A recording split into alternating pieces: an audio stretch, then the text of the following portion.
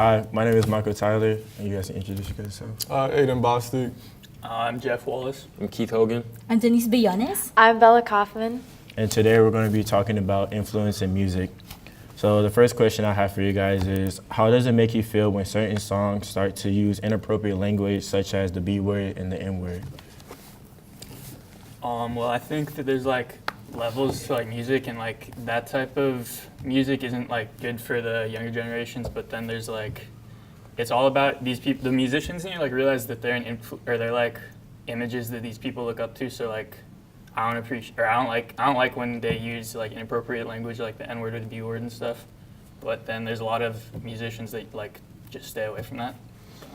I feel like in 2018 the B word's used pretty often, and it's kind of teaching our youth to degrade women.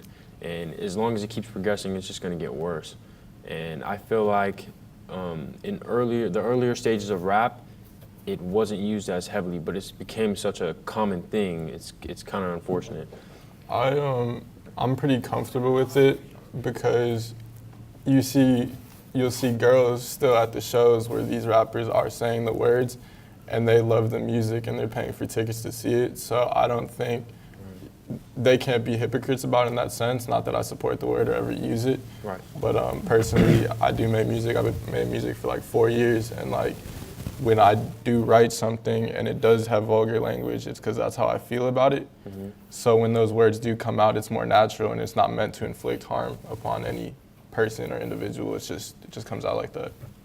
I agree with you because like music this generation is more focused like heavily on the beat of the song. That's why like all the millennials like from this generation are kind of like not paying attention to it because of the words that's expressed. It doesn't because racism is not as a big of a problem as it is now. That's why like people from this generation just doesn't mind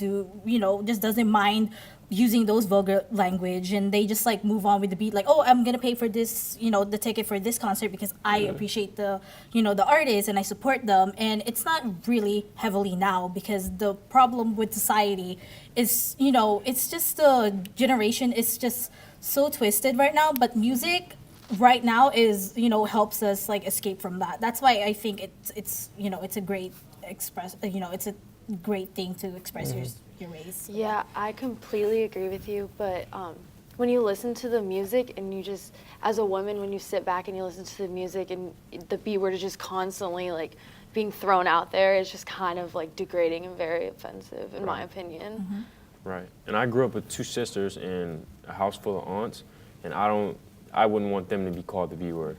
Mm-hmm. And as much as I listen to rap music, when you really reflect, it's not a good thing to be supporting.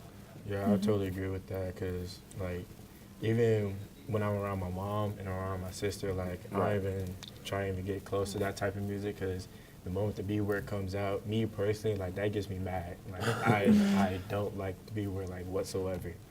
Right. But my next question for you guys is, why do you think artists use those types of language and use, like, the N word and the B word in their music? Like, are they trying to, like, point out like a certain audience, like are they trying to connect with somebody? Like, why do you think? I think nowadays it's just what sells. It sells records, and it's shown, and people just continue to use it. I think, like I said earlier, like about how it's like that raw emotion, that raw feeling. Like rappers will say really crazy stuff, and we're talking about rap music, but artists in general will say really crazy stuff. Right. And I don't think you can forget that they're like normal people.